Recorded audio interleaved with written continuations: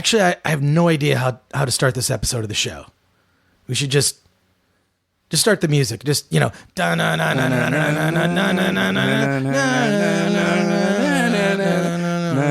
Movies, Film Threat. Welcome to the Film Threat Podcast. I am Chris Gore, joined by Anthony Ray Bench. How's it going, everybody? And we've got I would describe this as a potpourri episode of the show. Not in the sense that it'll cover the scent of shit. it may actually make things smell better in some sense. It'll add some, you know what? It'll add some fragrance to your life because we have basically just a variety of movies to talk about and even some television. And this episode's going to sound like it's all over the place, but it's because really you and I have not done a traditional episode of the show where you and I just talk about films and potentially some TV because there's crossover. There's crossover with TV. We've talked about Twin Peaks a couple times on the podcast. Game of Thrones we've talked about and Star Trek, and it's really because those big franchises, Game of Thrones has never been in theaters, but they're sort of cross-cultural experience. They're cross-medium experiences. Maybe also cross-cultural. We're trying to record a lot of podcasts at one time because as you are hearing this, I will be at New York Comic Con, and I'm actually not doing anything there other than attending. It was a last-minute thing, so I'm going to the con, and I'm just going to be hanging out at New York Comic Con. That's what I'm calling bullshit. I guarantee by the end of the convention, you're going to be on a fucking panel. I'll probably be on a panel. I know it. A panel or a podcast, or I'll run into someone who'll say, "Oh, can I ask you to?" Which will be fine. I'm happy to do it. But let's first of all, before we get into this variety episode of the podcast, where we'll talk about some recent television and movies, we have to plug our upcoming episode of the Film Threat Podcast live at LA Podfest here in Los Angeles. I cannot wait for this. I can't wait. It's Sunday, October 8th at noon. And last episode, I actually got the date wrong, October 9th, but who cares? Okay, Sunday, October 8th at noon at LA Podfest in the Gold Room at the historic Biltmore Hotel in Los Angeles. You can just get information at lapodfest.com, but I'm calling this the giant size episode of the Film Threat Podcast with myself, Anthony, and a whole bunch of guests. Here's the lineup so far. Hal Sparks, actor, comedian. Love him. Yeah. Dante James, actor, producer, a friend of mine that you need to discover this guy, Dante James. He's a true talent. John Bailey, the epic voice guy. In a world. You've heard him on YouTube. Yoshi Obayashi, comedian and friend of ours. Love Yoshi. Kate Rees Davies, who's a director, producer, actress. Andrew Kevin Walker, who he's the writer behind Seven. You might have seen that movie Seven, and he also did an animated film called Nerdland, which we'll talk to him about. And Jessica Cameron, who's an actress, producer, and director. You can get info about the live Film Threat podcast at lapodfest.com. It's a giant size edition of the show, and I really hope you get to make it. And I think I might have overbooked it, but this is to play it safe. Some of these people are going to drop out. I guarantee drop out and we'll get replacements. So it should be a lot of fun. We also, before we get right into it, we need to thank our sponsor. We have a sponsor for the Film Threat Podcast. Okay. And first of all, I'm excited because I really feel that a lot of the people who are listeners would benefit from our sponsor, videoblocks.com. And if you go to videoblocks.com/filmthreat, you're actually going to help support this show.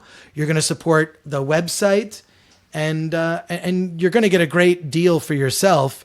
Anthony, tell us about VideoBlocks.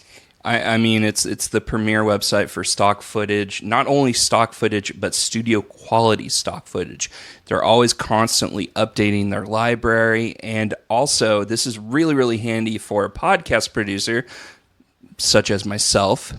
There's a lot of sound effects. You can use sound effects for podcast production. There's video background. I mean, it's like perfect for filmmakers. Right. It's stock footage, but it's also stock audio, and additionally tools for special effects makers like After Effects and whatnot.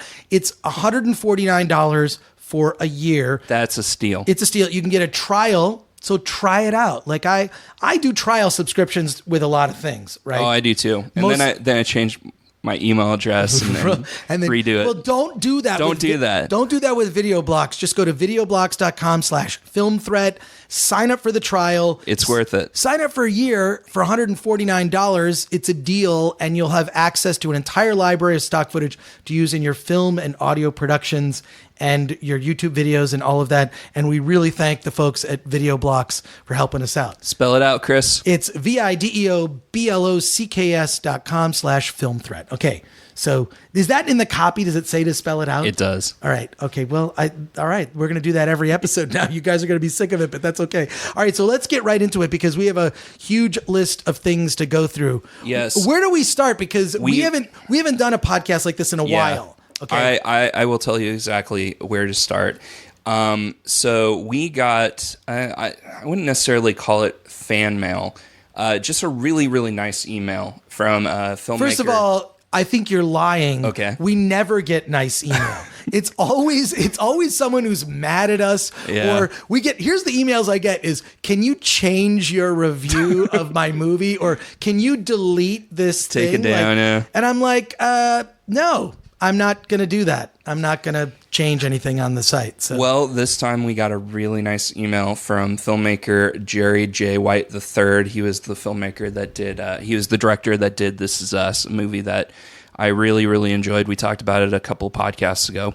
No, first of all, the description of it, I think is absolutely brilliant. I'm dying to see it myself. And it's unfortunately the This Is Us it's the same title of a network television show. A very popular one. Very popular network television show, the same name. So if you Google This Is Us, it's going to be really hard to find. They might want to consider changing that title, upgrading in some way.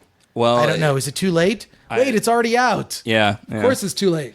But thank you, Jerry White III. Really appreciate it. And I think he reached out to us on Twitter, too, and was very grateful both for the podcast mention and for the article that appeared on the website. Yeah. Which just goes to show, why are you listening to this podcast? You should be reading the website. Or actually, you know what? Do both. They're listening because they love us, Chris. Right. Yeah. This is the highlights, because if you don't read the website on a regular basis, the podcast kind of gives you the highlights of what's on the website, and then you can go to the website to check out the latest reviews. Yeah. But another filmmaker that's been really, really kind in showing us his gratitude is our friend Joe McLean. So thank you, Joe. So you're saying we're getting nice letters from filmmakers? We are. This is unusual. Yeah. This doesn't happen. Yeah. Well, so it's happening. Makes me feel warm and fuzzy. Okay, so now that we've gotten that out of the way, we have fan mail, oddly. Let's get into so many things. I have a huge list, and I don't even know where to start. Like I'll tell you what I want to talk about. Yeah. Star Trek Discovery. Okay.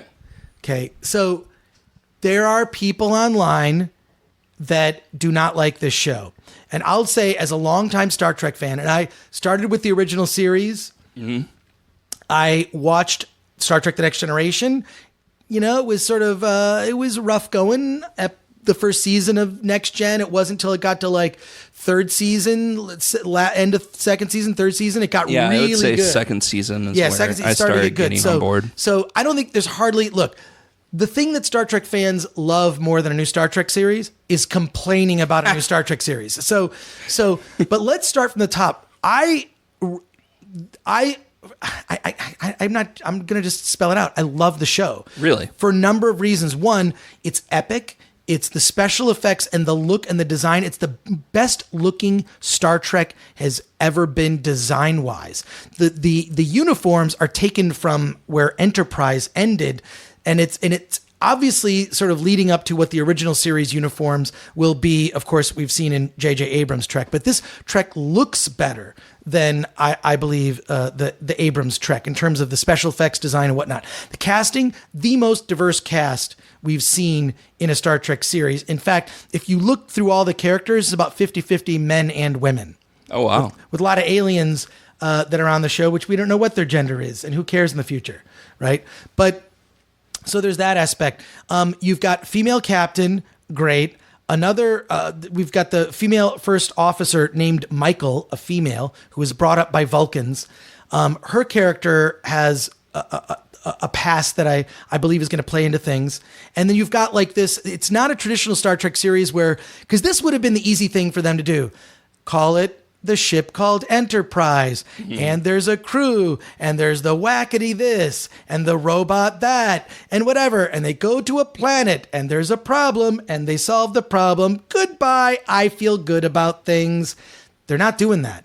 This show is long form storytelling. So they've basically the first few episodes that we've seen, because I got the CBS app and we'll discuss that in a bit. It's long form storytelling. This is on the level of things don't wrap up in an episode. This is a story arc that's going to take the full season. It feels more like an HBO show than a CBS show. It feels more like cool.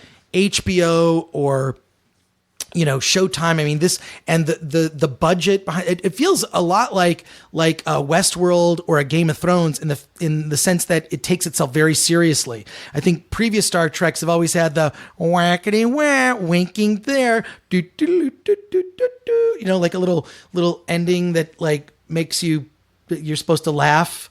Yeah. It's and yeah, so none of that is part of this. I mean, this is the outbreak of intergalactic war. And it really is, there's this whole thing with the Klingons, which I want to discuss the Klingons for a second. And I say this to all my friends who are hardcore Star Trek fans that are like, the Klingons don't look like the Klingons from the original series. Well, when they made Star Trek the Motion Picture, those Klingons didn't look like the Klingons from the original show, which were basically way cooler. Yeah, they look way cooler. Basically, the Klingons from the original Star Trek series were just dark-skinned and hairy. I mean, so they didn't have the ridges. Didn't have the ridges. They added the ridges in motion picture. And in this, here's what I'll say on this. What I love about the Klingon thread in this, which is all subtitled, is it's really about nationalism. It's a lot about what's happening in our culture today, right? So, but what's interesting about it is the costumes, which I think are ornate and actually beautiful and intricate for this incarnation of the Klingons. In the story, Klingons have only encountered humans a few times. So here's what I would compare it to. And this is coming from someone not only who's an old school Star Trek fan, but I used to read science fiction novels when I was a kid, like Isaac Asimov's Foundation series, the Dune books, also just a lot of other cheesy sci-fi stuff, but I'm a reader of science fiction. Yeah. And what I love about science fiction is science fiction thinks deeply about all aspects of a story in terms of political, science, social, all of those things are weighed. And that's why I'm comparing this to something along the lines of Westworld and Game of Thrones. So just think about in our own history on the planet Earth, right? If you went to Japan, right, before Japan encountered Western culture, it was effectively feudal Japan. Yeah. Right? They dressed in outfits that did not match the rest of the world. Then, having gotten a taste of Western culture, Japan integrated some aspects of Western culture into its own culture and dressed more traditionally like people on the rest of the planet Earth. So I will say to you, the Klingons that have these very different looking outfits have only encountered humans a few times, and they look really weird because they're not like Klingons as we have known them. It's because the creators behind this show thought very deeply about every aspect of this. What are they supposed to do? Wear shoes? Why is it that every time they go to a planet, it's like the planet of where everyone wears a beige jumper? Like, it's ridiculous, right? Yeah. It makes no sense whatsoever. So I do have a question. Yes. So I know I'm raving about this show because just based on the first few episodes that I've seen, I just want to be clear. I love where it's going. I think there's going to be some episodes that meander. I think there's going to be it's just set the stage for what I think will end up being the best and the smartest Star Trek series ever done. Oh, wow. This is just based on my impressions and what I know from, I know a few people who've seen some things in the future. But all I'm saying is I've only seen the first few, and I'm riveted. It's even down to the title sequence, every detail about the show. And I really have to give CBS credit for saying, we want to do Star Trek right. They're doing it on a movie level. I mean, this is movie level quality, the acting and the casting. Oh my God, Doug Jones is so good. Doug Jones, who I've run into at so many conventions, and he's one of the sweetest, nicest people you could ever run into, is so good as this his alien character, whose name escapes me. I'm still learning the show, but I do think there is one fatal flaw. What's that? The medium. Okay. And by that, right. It's on the CBS app. There's no look. I'm a guy now. I've learned, like, I just sort of surf apps. Like I canceled my Showtime subscription after I finished watching Billions and Twin Peaks because I was done. Yeah. Right. I'll sign up again when Billions comes back, but I'll probably wait until it's like halfway done. Right. So, or I'll binge watch it and whatnot. So I think that this is a problem because traditionally we have been trained that CBS I associate with free, right? CBS is something I've watched CBS on television since I was a kid. You probably have too. Yeah, well, I associate it with shitty sitcoms and like procedural, like CSI. Yes. That's stuff that I don't watch. Crappy shows like Two and a Half Men that stuff that's not really my thing. Give me a headache. Exactly. Yeah. So but CBS also has like a storied history of a lot of great programming as well. You should be, there's there's great things on MASH, which Letterman. one day maybe they'll make MASH into a movie. Kidding, not. of course. The Robert Altman movie's genius. All right, so that's right. It did start as a movie. It was a movie. I thought you were talking about like one of those reboots that they're doing where they make it like a quasi comedy, MASH like was they a did movie, Baywatch. They made the TV show. Yeah.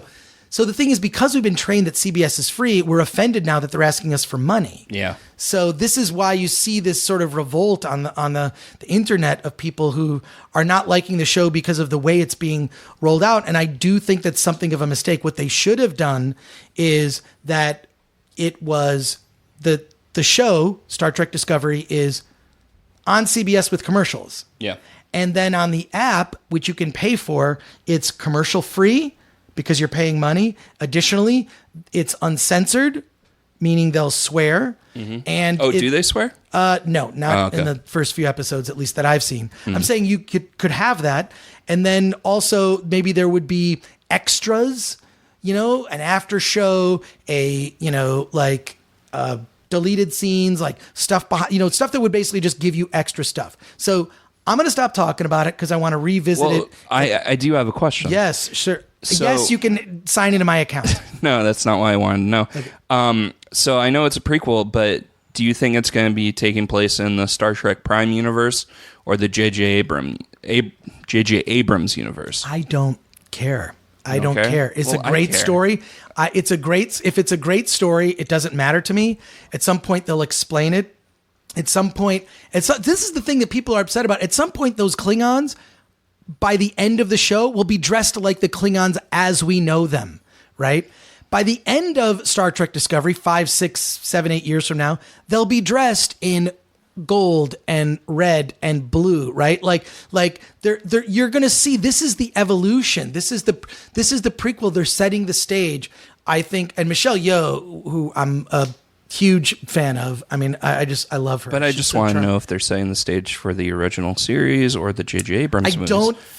I don't know. I don't think it matters. I think what they're doing is they're introducing you to a whole new world, which seems to be going the direction of they're focusing on a war between Starfleet and the Klingons, and it's kind of about it's about our times, because how long have we been living with war? I mean, we're just used to it now. There's no we are at war. We're just, we have troops here, we have troops there. They're fighting this, they're fighting ISIS.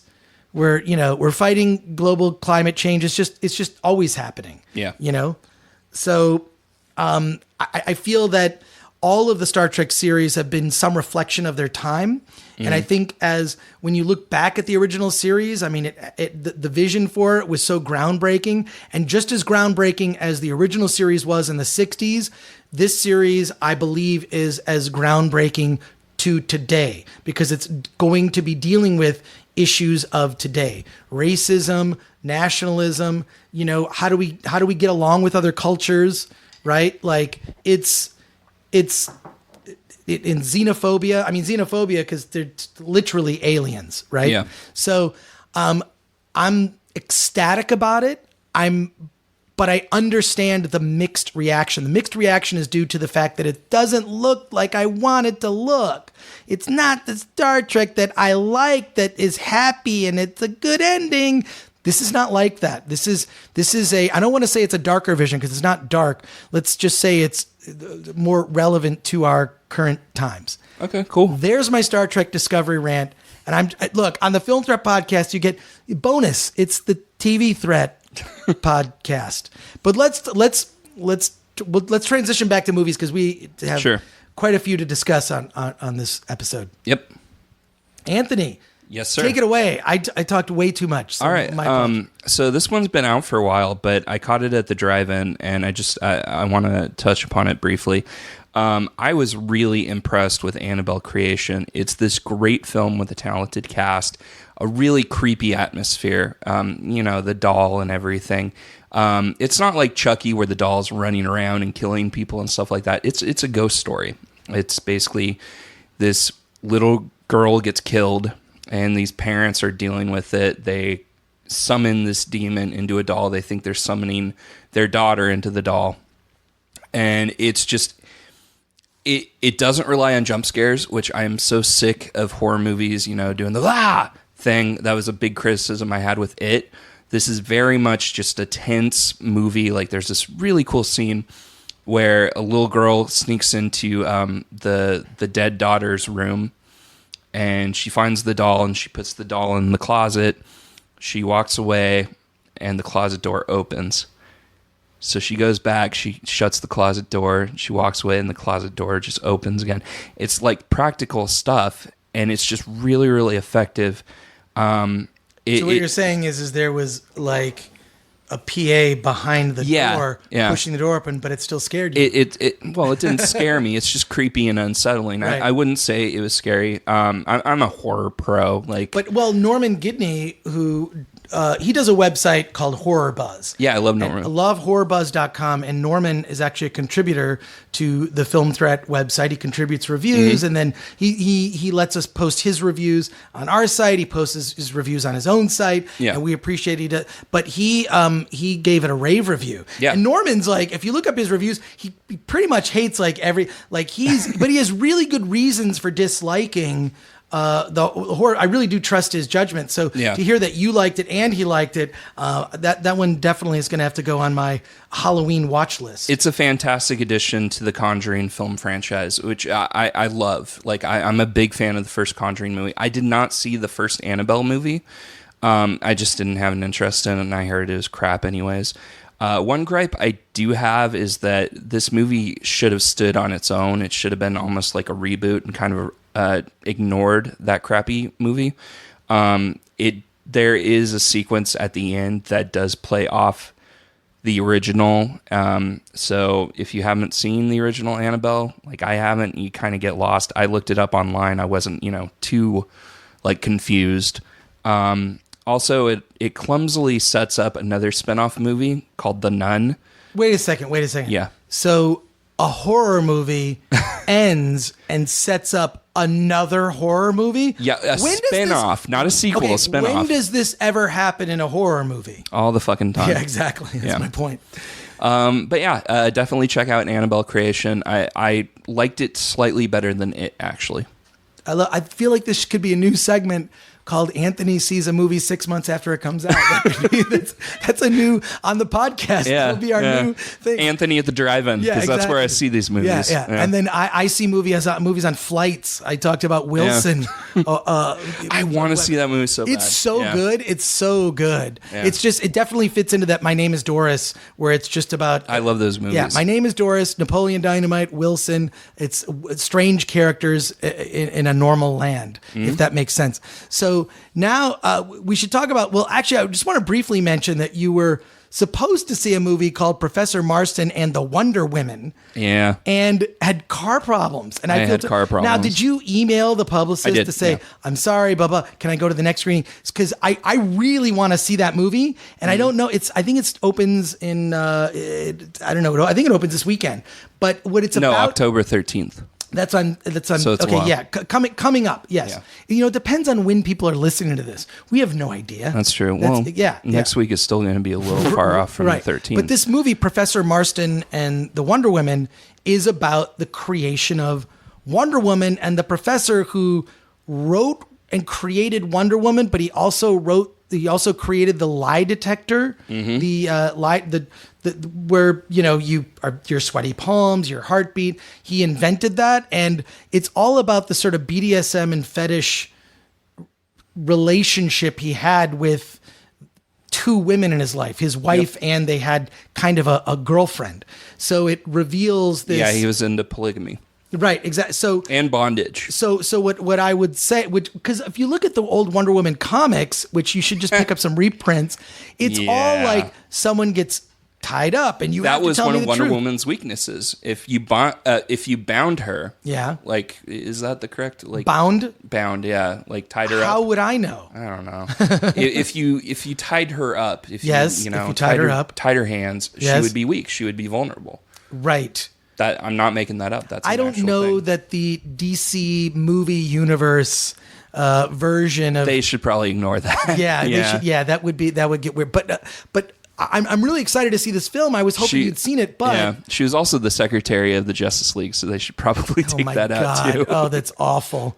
So awful. You look at these things and they're really like I grew up reading all these like comics, and at the time I read them when I was a little kid, like they were relevant to me. And now when I read like the first issue of X-Men, which I had like X-Men 1 through 100, the first issue is like, it's reporting for Cyclops reporting for duty, sir. And it's all this weird sort of nerdy, like Jean Grey being this, oh gosh, she has like a crush on that. Scott Summers has a crush on her. She has a crush on him, but oh golly. It's like, it's so like innocent, but also like really, but that was the times. Yes. Like I feel like that was like, I feel like it's representative of the times, and I'm glad times have changed. Like I'm glad we're living in the times we are now, but because that's for the most part. For the most part, not get carried away. Yes, not all of them, not the not with horror. Like it feels like you can't. The news is like the worst movie you could watch right now because it really just does seem like a horrible freaking disaster movie, from everything that's happened in Puerto Rico to Houston, Florida to Twitter, which is gonna start it's not just when someone says you're starting a Twitter war, you could actually start a war. Yeah. This is what we're up for. So this is why we escape into the world of TV and movies. So but this movie, Professor Marston, I haven't seen it yet, but I'm really dying to see it. But there's a documentary about DC Comics that you'll find if you look on YouTube, because I think it's actually on YouTube. Ryan Reynolds actually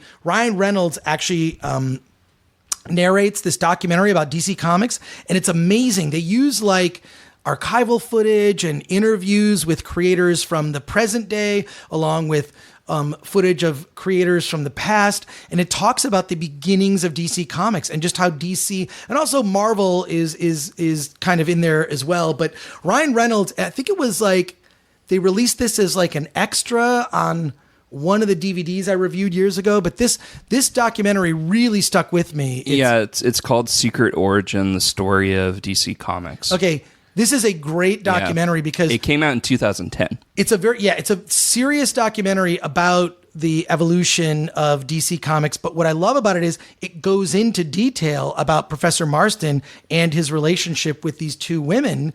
And so if you're going to see the Professor Marston narrative movie, you might want to see the documentary first, because, I mean, to their credit, DC like completely embraced, that they didn't try to whitewash the history of the creation of the Wonder Woman character. They full on in the documentary explain all of that. And it's awesome. So I've never forgotten that documentary. It harkens back to a time where we had hopes that Green Lantern was going to be a good movie. Right. Maybe that's why Ryan Reynolds did the voiceover. No, that's the why he narration did it. Yeah. for that. But look, I hope at some point you get to see the movie. I will actually, because I'm not going to be around. I'll see it in the theater at some point because I really do want to see that one. And I should mention also, I did see it a second time. I did too. I enjoyed it much better the second time. I did not. I enjoyed it much better. I don't know why. Maybe it was because I knew when the scares were coming. And the thing that I love about that movie, it's not the scares. It's those kids. Those kids are so good. I'm just drawn in. I feel like they're better than the kids in Stranger Things. I don't know about that. All right, well, we'll see. Stranger Things season 2 is coming up. Look, I agree with you. The kids are the best part of that movie. And as a matter of fact, like when I was watching it, like every time Pennywise came up, aside from the first scene, I would just kind of play on my phone. Like, when you saw it at the drive-in? Yeah, the drive-in. Yeah, obviously, I would never do that at the theater. I liked it because the audience I was in, they screamed. They were into it? They were like... That's always fun. It was like... Yeah. And it was crowded on a Saturday night. So it was I don't know. I think it's worth mentioning that I feel like... Because I was mixed about it the first time, and on second viewing, enjoyed it much better. Which, I think for horror movies, I think there's something to be said for that. Yeah. Because you know what's going to happen. All right, what else you got? Okay, well, we both saw Mother. Oh, no. Okay, now this is going to be a discussion.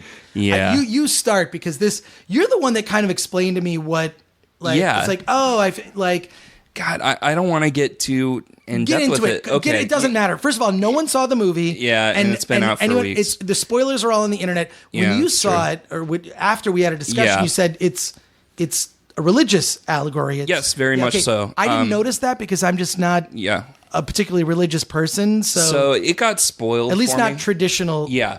It got spoiled for me. I was reading a review of it, and they just flat out said that it was an allegory for the Bible, the creation story. Basically, Javier Bardem plays a character called Him, which is God, and Jennifer Lawrence plays, I don't know why I wanted to say Jennifer Lopez. Jennifer Lawrence plays a character called Mother. And she's rebuilding this house after this big raging fire that happens in the beginning scene. And all of a sudden, Ed Harris shows up, and he's called the Man in the movie. Like, that's the official name they gave him. And he's like this weird kind of creepy guy that really kind of hits it off with Javier Bardem's character. All of a sudden, Ed Harris's wife shows up, played by Michelle Pfeiffer. And is he Adam? Yes, Adam and Eve. Because he's got like he has the wound on the side. And I was like, the wound, it's like, oh, Adam's rib. Mm-hmm. Yeah. Okay, yeah. And they have that crystal thing, which is basically the apple. Right. So he plays with the apple. Oh. Like, God gets pissed off. Then their kids show up. Their kids murder each other, so it's a Cain and Abel thing. Right. And more people show up. There's more religious allegories. There's more religious stories that are touched upon. There's one scene where Jennifer Lawrence is trying to fix a sink, and the sink basically floods. So it's kind of a callback to Noah, which Darren Aronofsky directed Noah, which I liked. Let's say I'm not a Bible fan, but a Ten Commandments is pretty good. I like that film. I'm a big fan of theology, actually, but that stuff just went over my head, and I still enjoyed the movie for different reasons. But it's visually stunning. It's well acted. It's a mindfuck movie. It's not conventional at all. It's not a conventional story. Here's what I liked about it. The visual style that Darren Aronofsky used is it's never not moving. Yeah. The camera rarely settles. Yeah. Rarely settles. And it's Jennifer Lawrence walking from this room to the next room, and it's kind of over the shoulder, and you're following her, and you follow her to the next thing. She's running around, and then she goes here, and then it's in the next room, so she's got to move. There's this sort of frenetic energy, and it never stops. There isn't a traditional scene where it's like they have a scene and then a moment to breathe. There are no moments to pause and breathe in this. It's this relentless, which is why I think like it's unsettling to the viewer to see when is this movie gonna. You feel like when is the movie gonna start? It never starts. And what I also love about it is it never once explains itself. Yeah. It never explains itself. So you telling me all this, it's like, oh, now I get it. Yeah, so Javier Bardem is essentially playing God, and the movie makes a point to say that he's a poet and he's creatively stunted. So it examines the kind of the relationship between God and Mother Earth. Mother Earth, you see Jennifer Lawrence constantly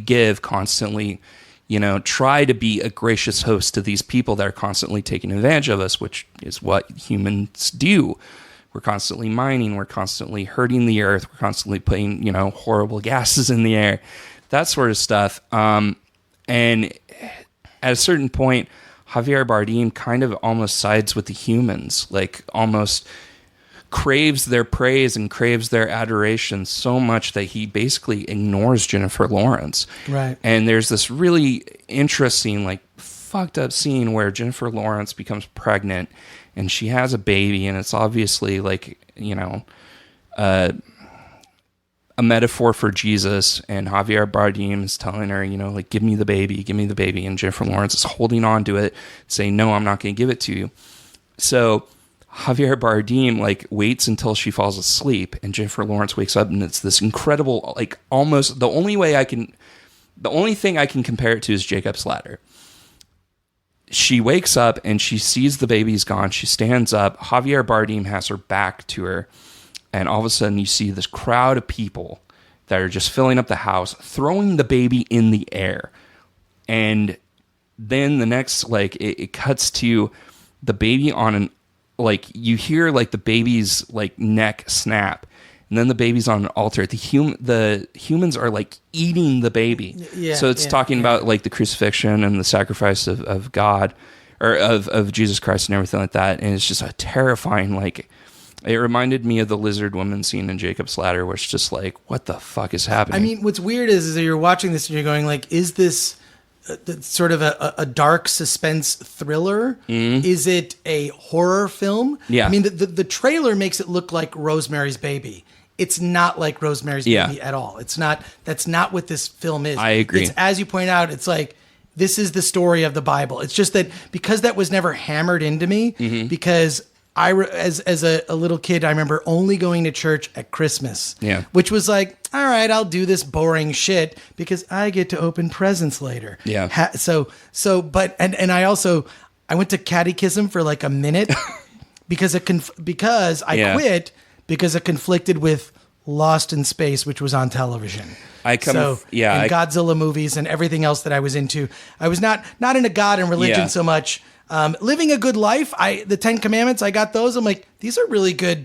I think these are good suggestions. I'll follow these. Yeah. Seems like a good idea. But other than that, I really, the religion just is, and I know it holds a lot of weight with a lot of people. And I feel like religion for me is when it's used, say, in a movie like The Original Omen. Yeah. It's so scary with that. The Original Omen. Love The Original Omen. I mean, where they're chanting, and even the second one is pretty good. The third one is just ridiculous. But I think the third one is better than the second one, to be honest. Right. We're kind of living the third one now. A little bit. We're living the third one. It's, if you think about it, we're in the third. We are in the third Omen movie. It's a reality show called "We're in the fucking third Omen movie." What are we doing? We're all gonna die. So I come from the opposite perspective. I was raised in a very religious household. We're not living. No. Sorry. I'm saying I was raised in a very religious household. I consider myself a Christian, not the type, like, we hang out all the time. I'm not pressing my beliefs on you. Right. I curse, I drink, like, I don't give a fuck. Like, it's just my personal. You're saving yourself for your wedding night. No. Oh, my grandma didn't hear that. I'm fascinated with theology, not just Christianity, but all religions. Well, I enjoy reading about the history and also all the changes. Yeah. Because the Bible has changed in its writing so many times. It's been tampered with too. Tampered with and appropriated, other from other religions. It's and also, like, the thing that I used to love as a kid was, do you remember the Chick tracts? No. Chick tracts. Okay, Chick tracts are they're sort of tiny comic books They were about the size of like a Oh, kid. Okay, yeah. and Jack Chick was this sort of crazy illustrator who was not very good as an illustrator, and he would write these chick tracks, and you would find them everywhere. You could buy them in boxes. I guess people would buy them in boxes and leave them places. I found some at Comic-Con. I would find them. I loved them. I thought they were so funny because the end of it was like, this person went out drinking, har har, and then someone would die, and then it'd be like the ending of it was always like, the Grim Reaper, you're going to hell. It was always like, they were really cool, like little horror comics, but it was, and then it would have like passages from the Bible in it, and it would like be freaking scary because the Bible is something that because it was never forced on me. It was always like, well, religion's an option, but maybe I'm not not into that hellfire and brimstone Yeah, bullshit. I'm just, But I was conflicted about ruining Mother, but you know what? I think Mother benefits from knowing what you're going into. I wish I had known that. I actually think it would have enhanced the experience because then I wouldn't be waiting for the reveal. And what I do like about the movie is whenever there's a movie where there's like a mystery, right? Or a story where we don't know what people are talking about, and then suddenly it's revealed and it's like, it's never revealed. Yeah. There's never a moment where they go, this is what we're doing. Yeah. They just do it. So it's so, and also this movie, relative to a lot of other films out there, probably did not cost a whole lot of money. No. Not compared to the Noah movie that Darren Aronofsky did. But I'm a huge Darren Aronofsky fan, just from and it was so cool that in the press for this, they came out with like how he would have done Batman, sort of this badass. You didn't see that? No, he was attached to Batman Year One. He was going to do years. He was basically going to develop Batman. This is before Chris Nolan, and it was a Batman that I guess Frank Miller worked on it for a little bit. And Frank Miller was like, "Yeah, I think Aronofsky's taking it too far. Like, it'd be a much darker Batman where he's just that line in The Dark Knight."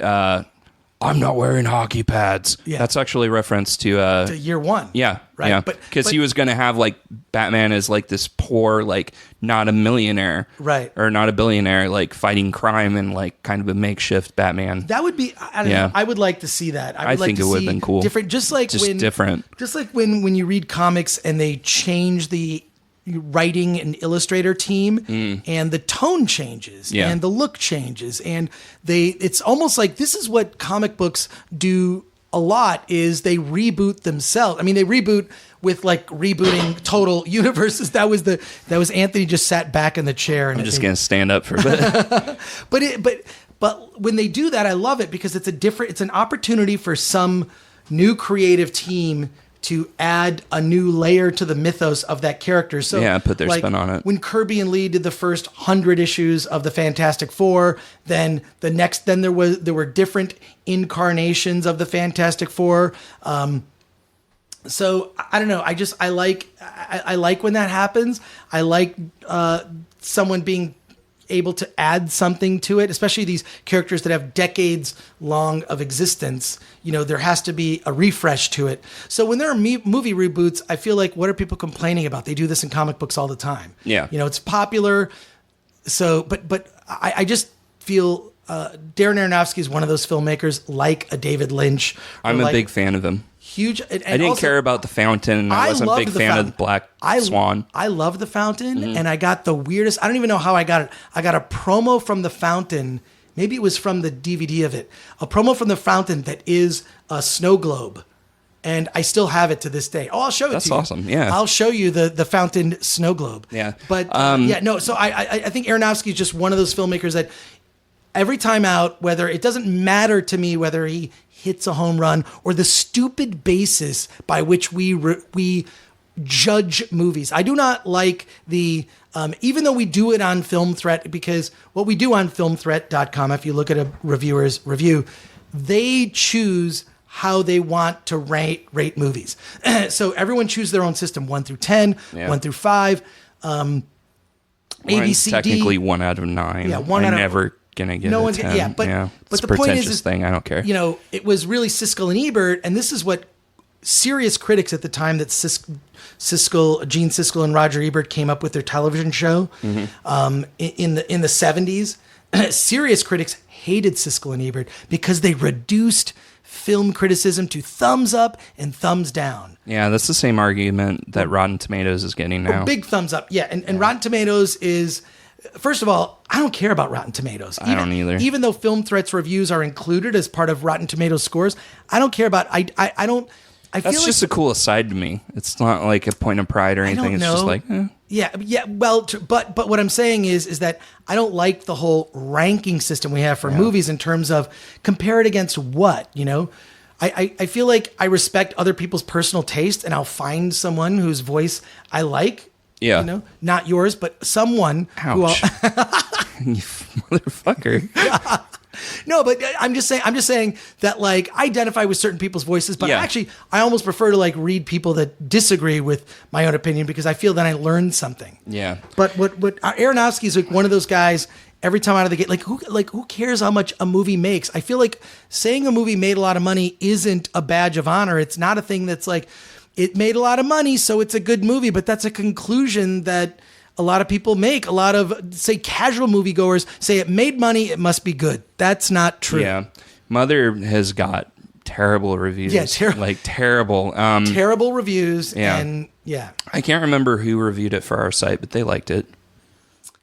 Yeah. Who was it? Oh my God. I don't know. I'll look it up. That was, yeah. But I loved it was it. Norman Gidney. Gidney. Was it Norm? Yeah, it was All Norm. Right. I loved it. He I loved thought it. the ending was fantastic. Basically, Mother Earth destroys humanity.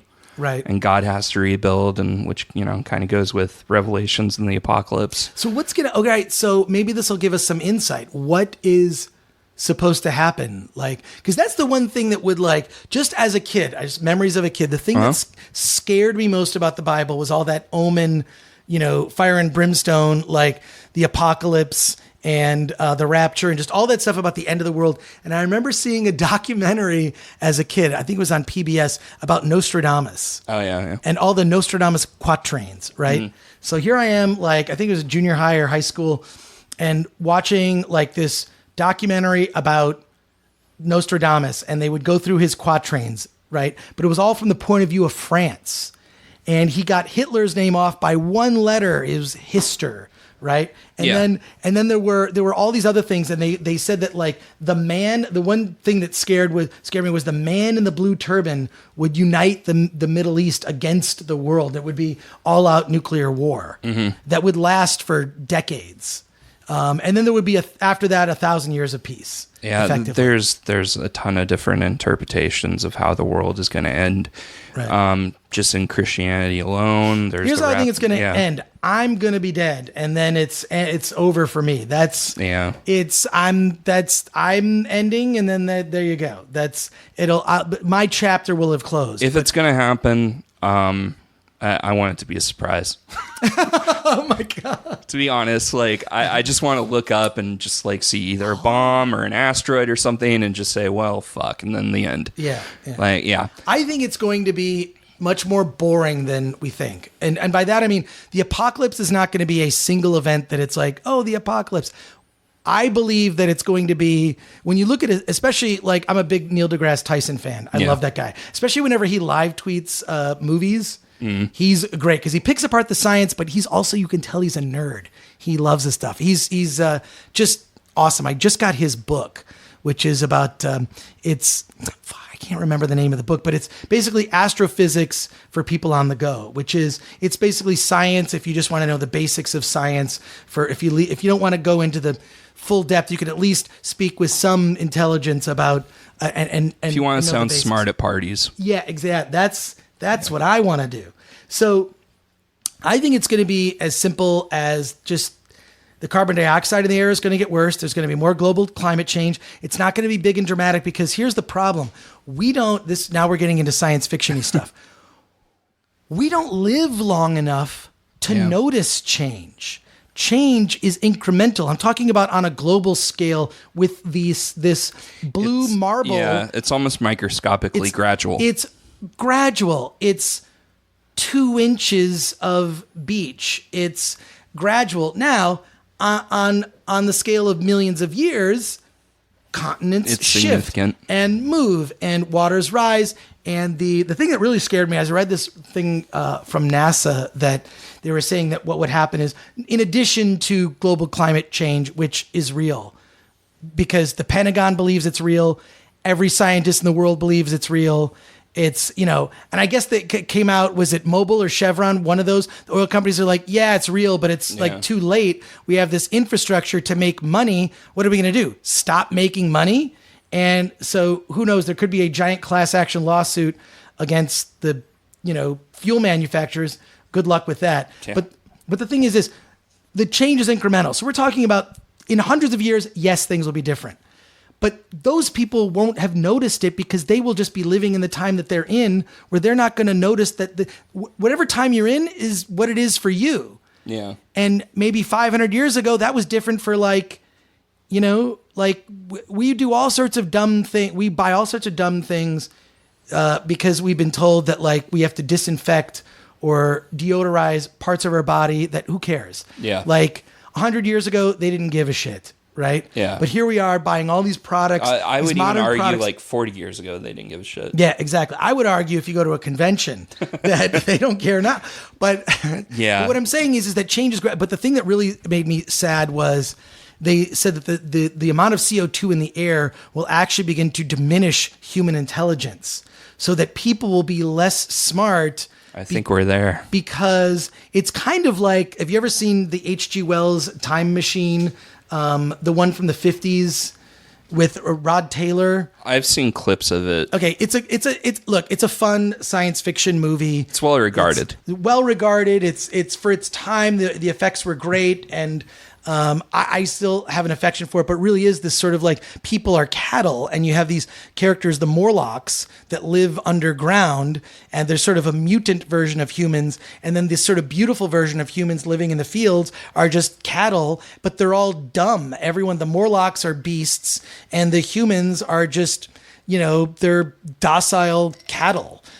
So that's the thing that really made me sad, was not only is our future, the global climate change, all that is going to affect things, but we're going to be dumber. But I don't believe it's necessarily going to happen as quickly as scientists are saying. I feel it's happening, and we're seeing it in our time, but it's incremental. It's in degrees, right? Because people have tried to criticize Al Gore for this stuff, it's not happening. It's not, but I feel like you need to be an alarmist to actually affect change. Why, first of all, if you're still listening to this movie podcast where we went on a tangent about the apocalypse and how the world's going to end, congratulations.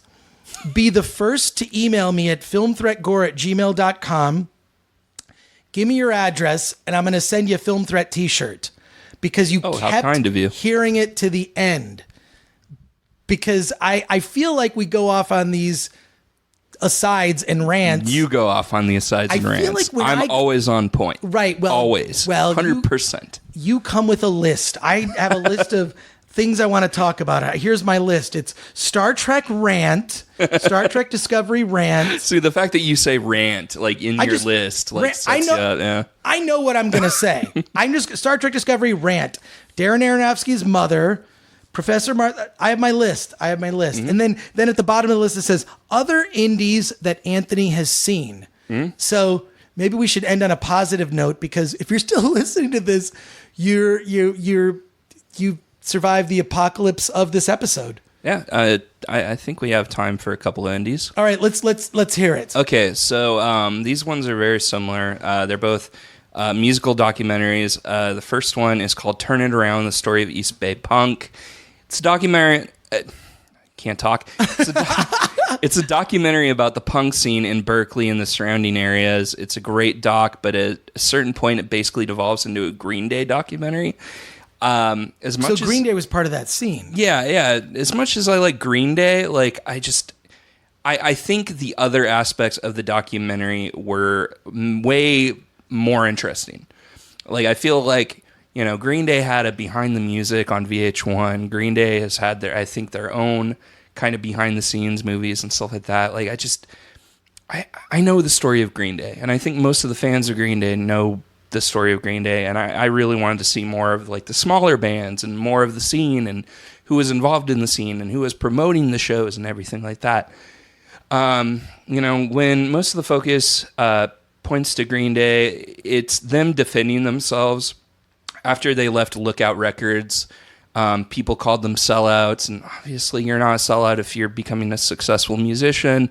This is an argument we've heard throughout the years over and over and over again. It just seems like Green Day is protesting way too much. Like they take it a little too much to heart, and they should get over it, man. Like they've been successful for, how many years? Like 20 years now.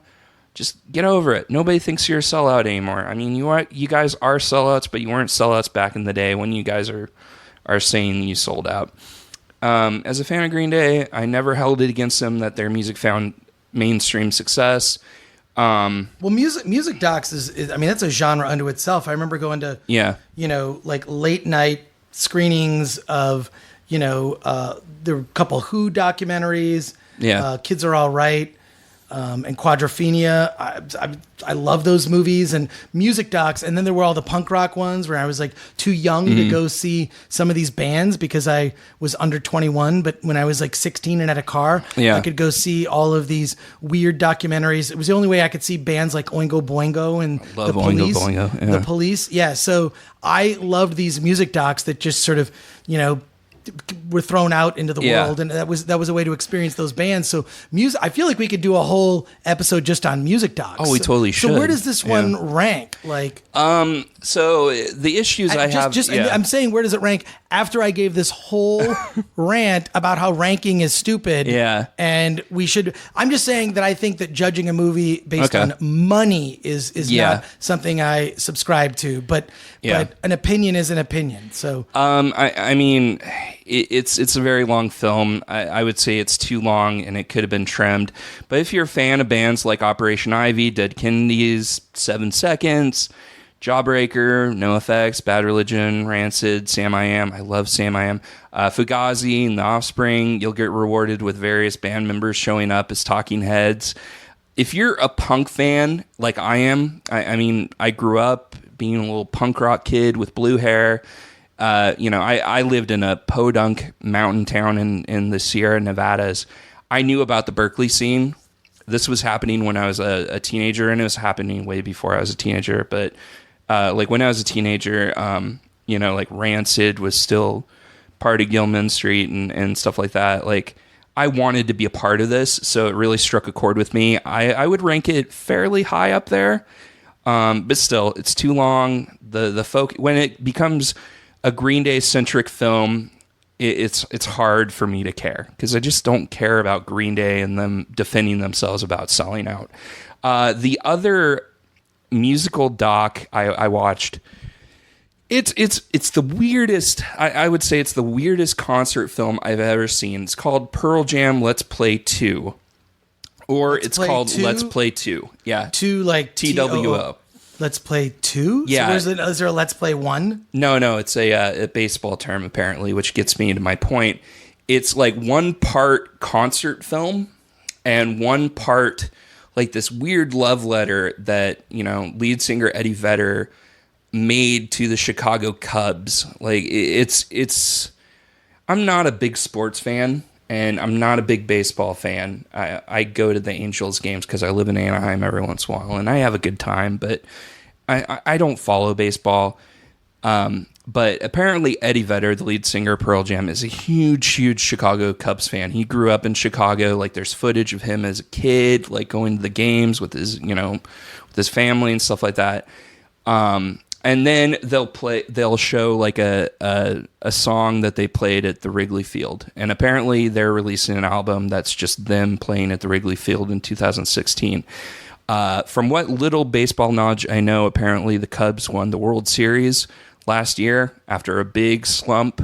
Like, what is this now? A sports podcast? Yes, Chris, it's a sports podcast. I'm complaining now. Yeah, we're going after a new demographic. But the documentary does a good job of making you care, even though I didn't care. It was interesting. I mean, you see like this really passionate fan base, basically dealing with years and years and years of losing and failing, but still having hope and still, like it's a very tight knit community, and it's really cool. Like Eddie Vedder just walks around like he's a normal human guy, or not a normal human guy. He's obviously a human guy, but not a rock star, not one of the biggest, most famous rock stars on the planet. This is what I say when I walk around my neighborhood. I say, look at that normal human guy. I say, what? Can we just say we're very tired? Yeah, because we've been doing too many podcasts in a row to we want to try to get ahead of the game here. Yeah. So if we're slacking, it's for your entertainment. That's why. I think we've been doing a good job. Okay. But it's this. I when I say it's weird, I'm not saying it's weird in a bad way. I found the documentary really cool. I'm a big fan of Pearl Jam as well. The music is amazing. Pearl Jam is one of those bands that are way better live than they are in the studio. So, I mean, the concert footage is just amazing. They have this really cool scene where they're talking to this fan that camps out 4 days early to see the Wrigley Field show. And he's, like doing this interview where he's basically saying like, they had this moment where Pearl Jam played this song called Release, and it just made me think of, my dad passing away, and like, the guy like just starts crying. And at the concert, Eddie Vedder is on stage and he goes, I heard about this guy who is going through some rough times and he's in the front row, and I just want to dedicate this song to him and his dad. And like just watching like that fan interaction just made me think like Eddie Vedder is one of the nicest, coolest dudes on the planet, and if I ever get to meet him, I'm just gonna fucking hug him. Like, so it's cool, but I wouldn't, I don't think it's so just don't hug him though, because it could be considered assault. It could be considered. That's true. You're trying. Yeah. You can't. I will ask him if I can hug him. How about that? Yes, you could ask him for. I would say a hearty hand clasp. I think that's probably better. There we go. That works. Start with that. Move up to a hug. Yeah. If you're a fan, if you're gonna do the hug, do like the one that's the shoulder to shoulder hug. That's kind of where you just don't. There's some people that I know that will hug where they're barely touching you, and it feels a little awkward. The hover hug. Like I'm.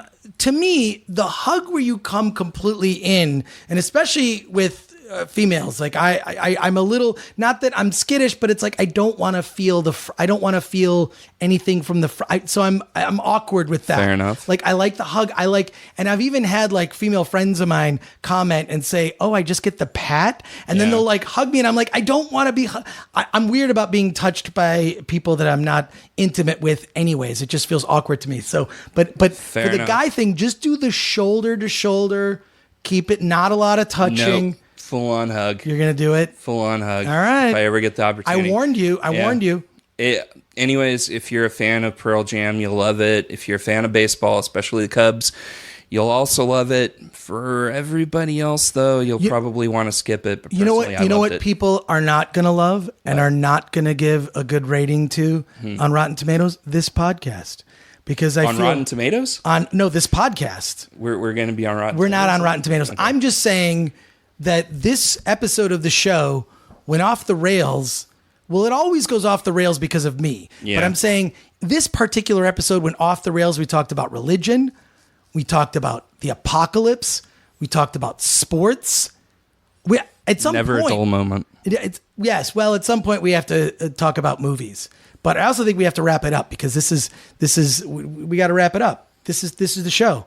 This is the show this week. That's all I have to say. Great. Well, about Pearl Jam Let's Play 2. Well, I want to thank you for another great episode of the show, Anthony. Thank you, Chris. I never said we were talking just before the show, not on the microphone, about how when Anthony first started, you should listen to those early episodes. They're unlistenable. No, that's They're not true. some of the worst podcasts. I'm talking about the early episodes of earlier this year, and just how you've come out of your shell and you've evolved into like opinionated. You say fuck you to my face. You don't actually use the words, but I can tell it's in your eyes. And so I've said fuck you. Well, Chris. actually, you have said and that. I've called you a motherfucker. But like, yeah, no, it's just just watching you evolve and doing this, it's like, you are great on the show, and I really enjoy recording this with you. It's like it's like getting together with a friend and just BSing about movies, and we kind of save it for like, no, let's not talk. We don't talk about it during the week. We get together, and then it just all unloads. That's what makes the show fun for me. So thank you, Anthony. I also want to thank Chris. our sponsor, Video Blocks. Yep. Videoblocks.com. Go there for your stock footage, audio, special effects. It is the filmmaker's toolkit. It's like, for me, looking at what you're able to get for $149 a year, it's like giving a boost to your productions. It's like having a movie studio at your disposal, the resources that they have. So go to videoblocks.com/filmthreat. It helps support this show. We want to thank them for coming on as a sponsor. Absolutely. So, cool. And you know what we got to do? Yeah. We got to get out of here. Let's get out of here. Let's get out. Let's get out of here.